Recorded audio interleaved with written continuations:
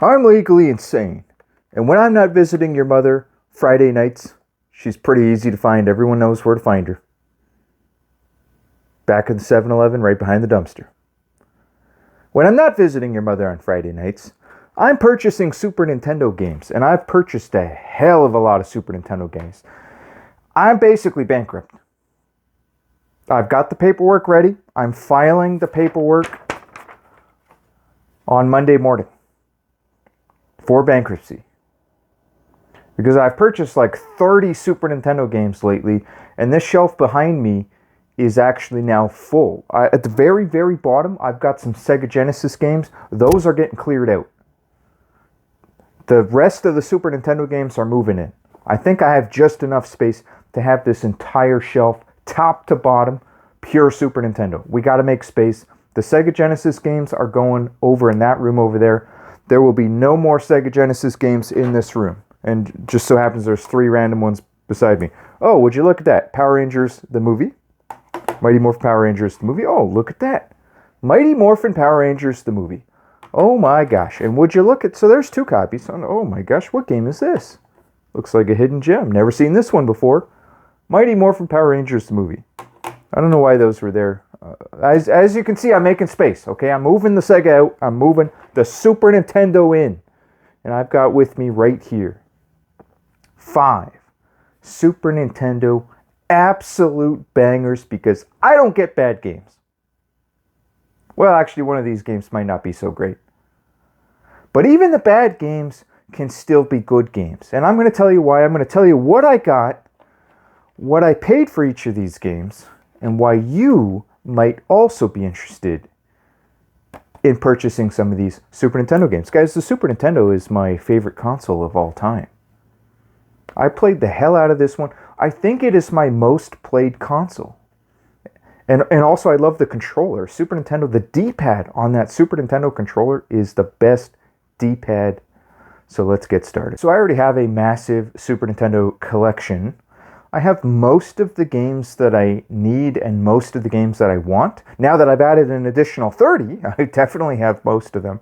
There's probably a couple here or there, like off the top of my head, I don't have Earthworm Jim number 2. I need to get that one. I'm sure there's a few others that I'm missing. Nosferatu, I don't have that one. I really need that one. Mr. Nuts, I don't have that. Very expensive game. That's your mother's favorite game, by the way. She loves that game. Oh man, she plays that one a lot. We might as well start with a absolute monster hit. Only real OG Super Nintendo fanboys even know about this game. And probably if you know about this game, you really like RPGs or strategy games in general. And if you like strategy games, you probably like RPGs. The two are like, they go hand in hand together.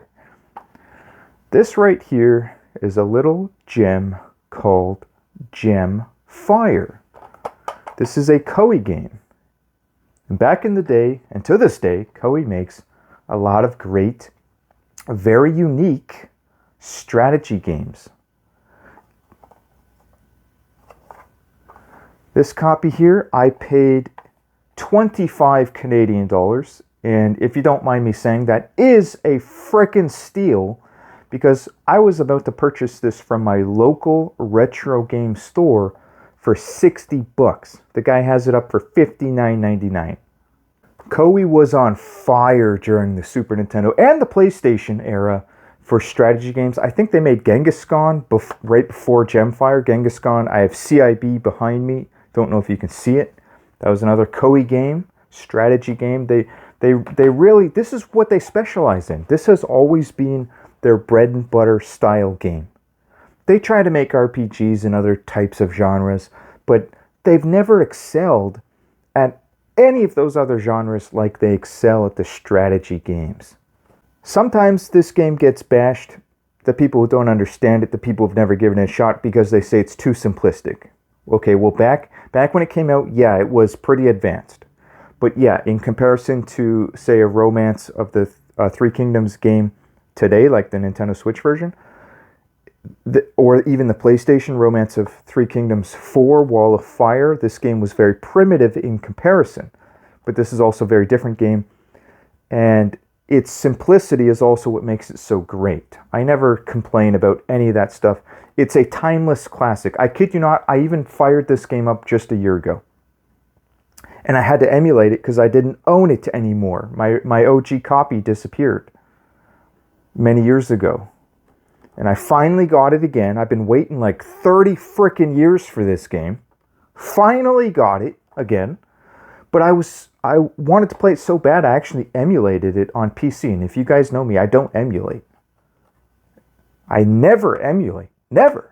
I'm going to break this freaking game shaking it. I'm so pissed off about emulation. But I emulate. I think it is friggin' getting loose from all the wiggling. I almost, I had to emulate. I had to. I was playing it on PC, and it never got old. It brought back all the memories. I was playing it again. I was going to beat the game again. I know how to beat it there. You know, once you get really good at it, it becomes a little bit easy, but it's still a challenge. And also, so let's rewind a little bit. Let's go through the storyline of this game. Because this is not a review. I'm going to keep this one short. The story is that back in the day, there was this dragon, and I guess he was too powerful, slaughtering civilians, and these 6 wizards, if I remember correctly, it's 6 of them. It might be 5, but I'm pretty sure it's 6. These 6 wizards banded together and captured this dragon and put him into this gem. So they trapped him inside of a gem. That's why it's called Gemfire, this jewel. And during that process, in order to seal him in the gem, they also became sealed in gems themselves as well. So they sacrificed themselves. These are very noble wizards. Very powerful and noble, but only when they band together. And those gems were then placed inside of a crown. And that crown was meant to bring peace to the island. You are on the island of Ishmeria, if I remember correctly.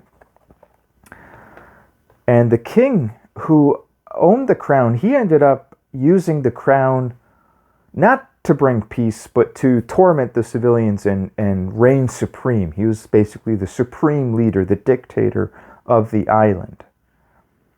And Princess Robin, which I guess would be his daughter, decided, I'm going to put a stop to this reign of terror that King Ezelred has been doing for who knows how long with the power of these gems in his crown. He has not been using it for good like the wizards intended. And so she breaks the seal. The gems scatter.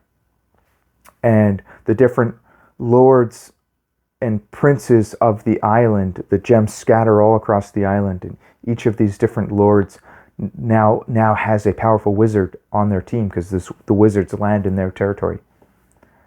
And what the wizards want to do is defeat Ezelred, the king, and unite the island because we got this giant civil war going on thanks to the previous king. So you got to unite everyone under one banner. And so your objective now is to unite everyone by conquering them. You're going to slaughter them and take over their territory. But in the end, that's going to bring peace. And your other objective is to unite all of those wizards back. So when you take over these other kings and these other lords and princes, you then capture their wizard. So the more territory you claim, when you defeat an enemy entirely, that last stronghold, you get the wizard on your team. So you become more and more powerful the more territory you take over. And, you know, I'll tell you right now, what makes this one of the best games ever made right now is the music. Every piece of music, every soundtrack, every song never gets old. Even that overworld music that you always hear, it's very peaceful, very soothing. It never gets old. And the beginning intro has some of the best music of all time, and it's one of the greatest Super Nintendo intros of all time. It's one of the best. I used to watch it all the time. Guys, the Super Nintendo is one of the greatest consoles ever made. To this day, it's an underrated console. To this freaking day. And you know what else is underrated? Gemfire. Oh, and I forgot to mention, this is 2-player. This is a friendship-destroying game. And I'm not exaggerating. Because you have to kill each other. You cannot beat the game until one person has conquered the entire island. There is no alliance victory. Only one person, and the winner gets to free Robin the princess from the tower that her father, King Ethelred, locked her up in. And then he gets that big victory ending that I don't want to reveal. And then your buddy has to watch you beat the game and has to watch that entire ending in humiliation while you force him to watch. And also, considering you have to take over the whole island, at a certain point your buddy's not going to have a chance in hell to win, but he's got to keep playing. Meanwhile, you've got, out of 100 territories, you own 90 out of 100. You think your buddy's coming back from that? That's impossible. You can't do it. You've automatically lost, but you've got to keep playing. Got to see it through to the end, buddy. Yeah, I got into a lot of fights with a buddy of mine that I used to play this with back in the day. And sometimes, you might say to each other, hey, let's ally. Because that's how it always starts. Let's make an alliance. Let's not kill each other. Let's make an alliance. But at some point, one of you's got to break the alliance. And you're obviously not going to tell the other guy. And he's sitting right beside you. All of a sudden, you're eating your Oreo cookies, having a good time, and then your buddy swoops in, and attacks you out of nowhere. And meanwhile, right after you've been weakened, your wizard already just got out of a big battle with King Ethelred. Your buddy attacks you at the most opportunistic, dirty time. You knew dang well that I just wasted my wizard fighting King Ethelred, helping the both of us. We have an alliance going on over here. I weakened him for you. He was about to kill you. And now you turn it, the tide's on me, and you try to kill me? Oh, there's going to be some fist fights going on, buddy. We are going to be fighting to the death in real life. That's what this game does. And if you don't believe me, you think I'm making this up, you go play the game, buddy. You play it on 2-player. You tell me what happens. You tell me if you end up in prison for attempted murder, manslaughter, first-degree murder. How about that? Yeah, that might end up in a first-degree murder charge, buddy.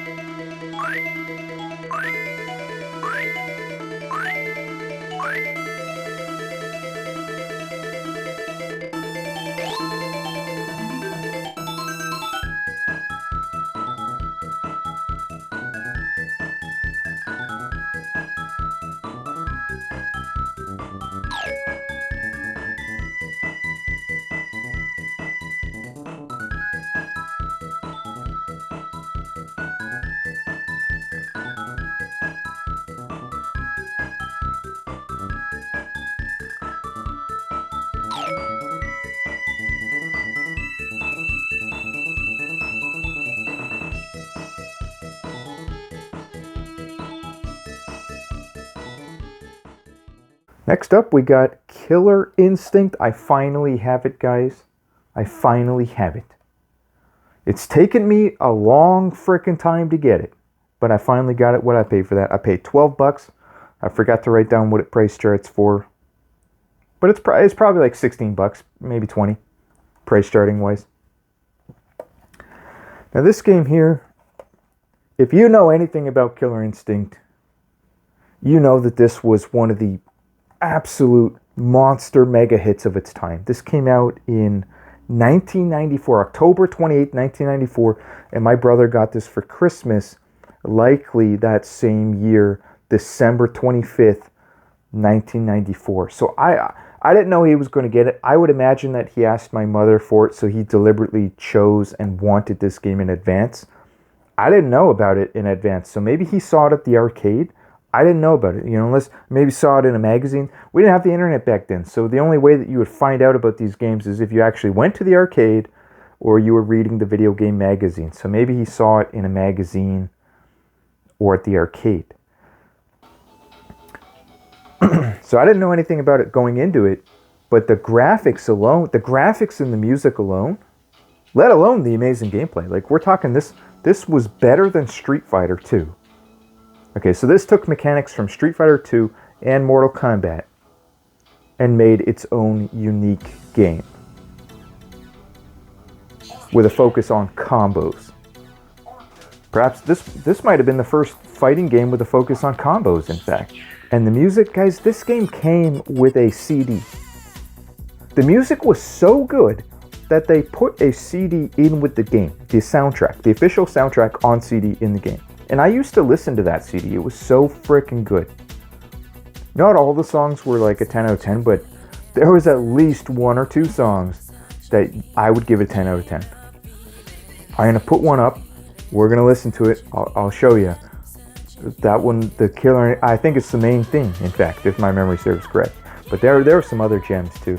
Yeah, we used to play the hell out of this. This was a great game for a party game. Just pass the controller around. We'd have 5-10 kids in my house. We'd all be just duking it out. And what was great is you could read the manual. When it wasn't your turn, you'd be reading the manual, looking up the moves. So you try to memorize the moves, and you could try different characters.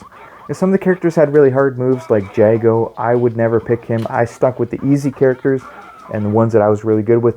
Orchid, all day, every day. I could beat anyone with Orchid.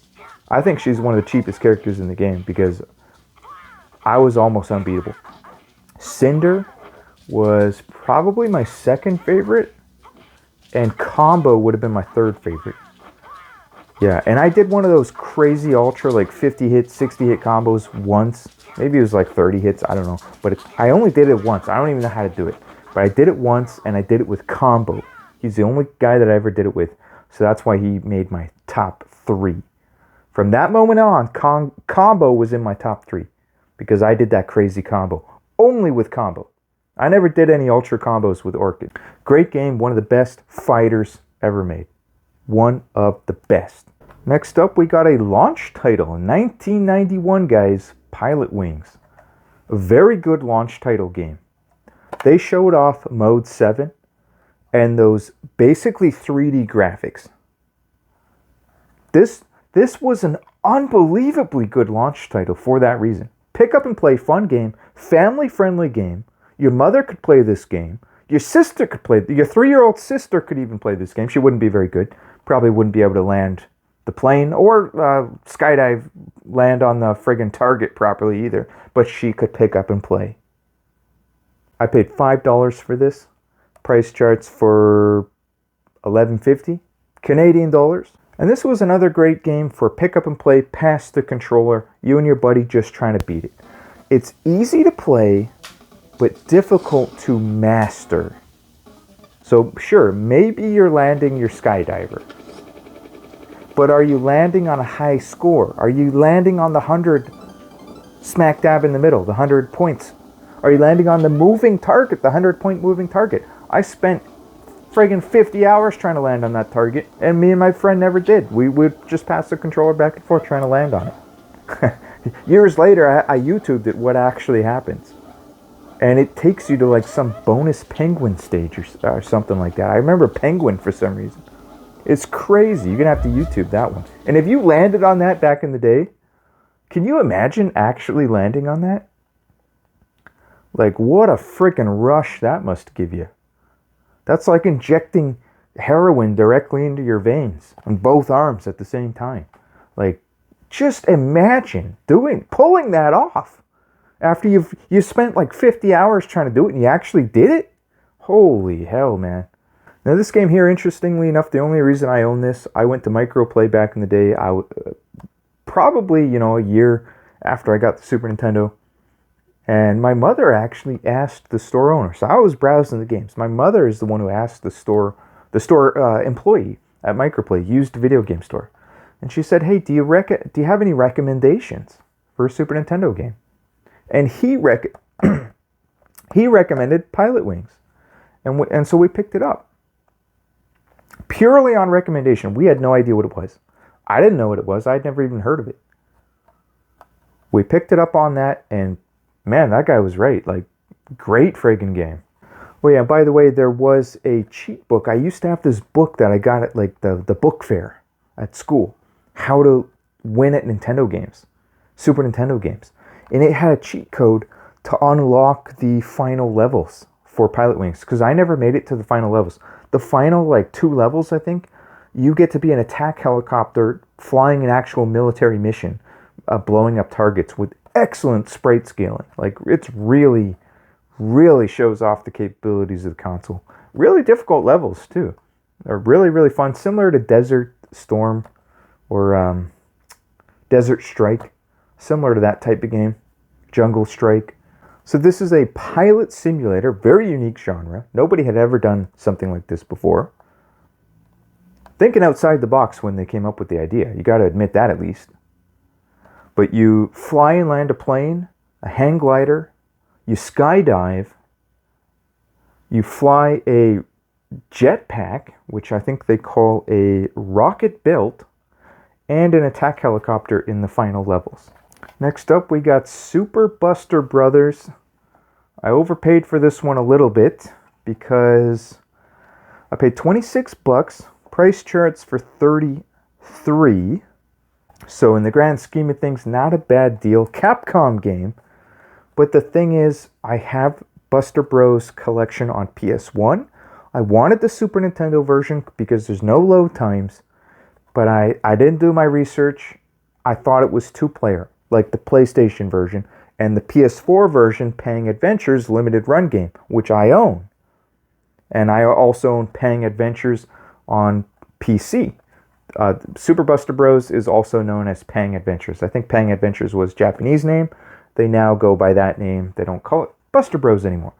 This was also an arcade game. And we had this actual arcade game in my high school. We had legit a mini arcade in the cafeteria. I kid you not. In my high school. They also had foosball, the air hockey, yeah, for a little bit. They had that hockey table in the bubble, air hockey, bubble hockey, we'll call it. Yeah, they had friggin' arcade in the school, and this was a very popular game for the arcade version. So I wanted it because I thought, oh, it's Super Nintendo. I love Super Nintendo, and there'd be no load times. Well, it turns out it's not 2-player. And if you're not familiar with this game, you shoot bubbles. It's that simple. But you get really fun power-ups, and it's really fun on 2-player. And I beat the game. I beat Pang Adventures for PS4 and PC. Very difficult, but it is beatable. So because this is not 2-player, I am not recommending this game.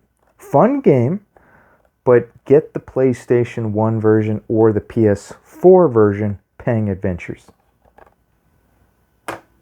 And last up, number 5, believe it or not,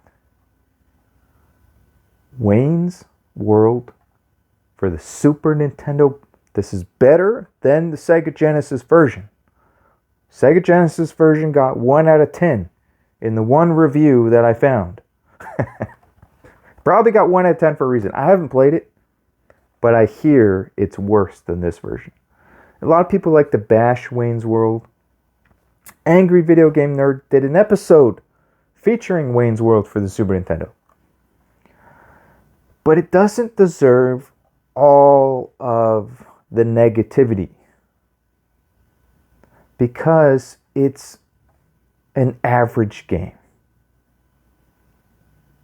It's not better than average, and if they were smarter and put more effort into it, they would have made the different levels more unique. They would have had better level design, because it kind of gets repetitive because each of the levels, it's kind of the exact same concept. Seems like it's like almost as if they took the same level And hell, they might have done this. They took a level and then left the level the same, but changed all the images and the enemies. But it's the exact same level. So instead of jumping on a drum, they just replaced the exact same drum, but with a trash can. They didn't quite do that, but they could have done that. And they probably basically did that without doing it. They went as close to the line as they could in recycling everything to build the game as fast as possible. Because, guys, this is a movie title, and most movie titles are complete garbage. It's not exactly a Capcom game. Oh, THQ made this. Better than LJN, at least. Hey, it's not LJN. That's got to get some bonus points. Okay, so I paid $17 for this. Price charts for $20. Oh, I think this was the one. Wayne's World actually is the game where the cheapest that I found on eBay at present time of recording was $34.50 Canadian, shipped to my door. So $17 for this ain't that bad, even though it only price charts for about $20. Because, you know, your shipping and whatnot, you're gonna end up paying more than $17. Plus taxes. I didn't pay tax. Got this one from your mother. Downtown. Just look behind the dumpster, you'll find her. So this game is kind of like a really bad run and gun. The sprites are too big.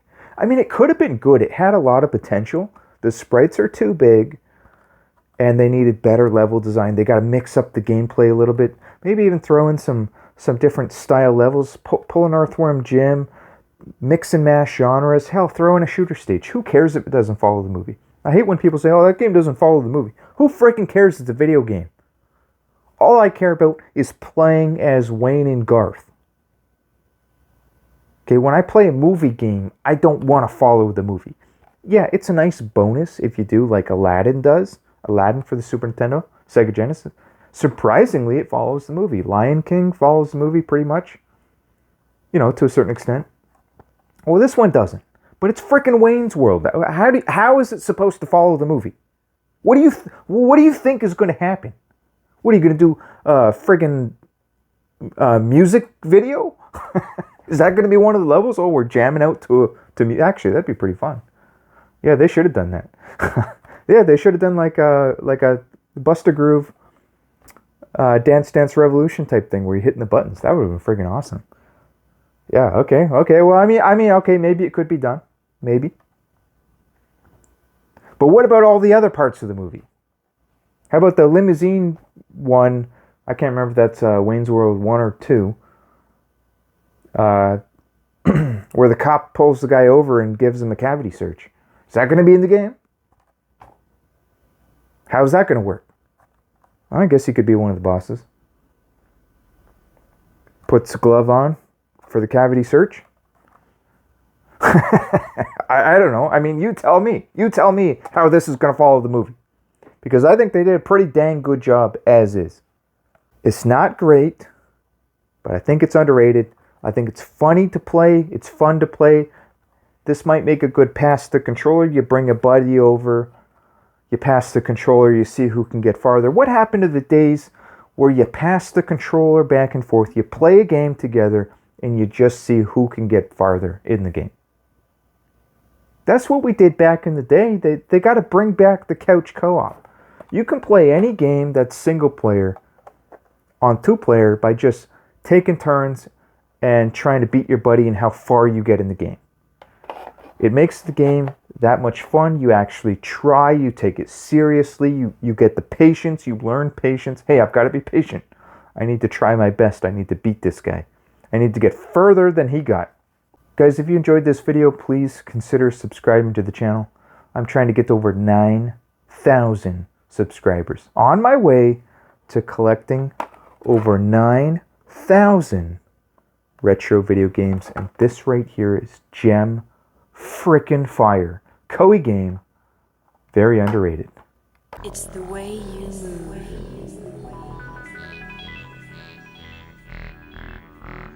to the killer groove.